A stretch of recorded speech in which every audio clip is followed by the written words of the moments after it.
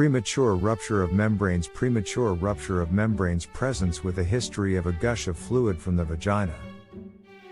Diagnostic test. Sterile speculum examination should confirm the fluid is amniotic fluid. Fluid is present in posterior fornix. Fluid turns nitrazine paper blue. When placed on slide and allowed to air dry, fluid has ferning pattern. Premature rupture of the membranes, PROM, can happen at any time throughout pregnancy.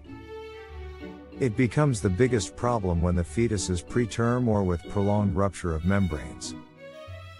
Prolonged means that labor starts more than 24 hours before delivery.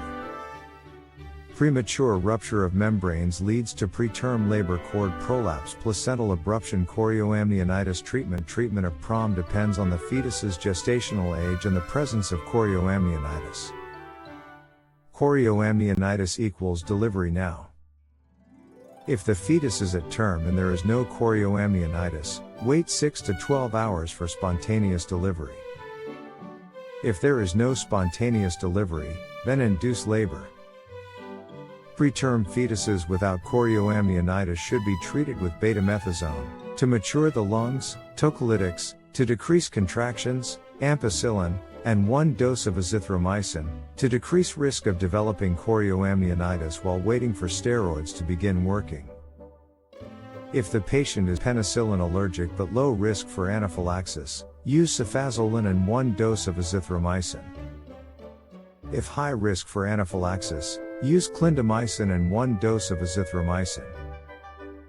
Chorioamnionitis or triple I intrauterine infection and/or inflammation is referred to as triple I.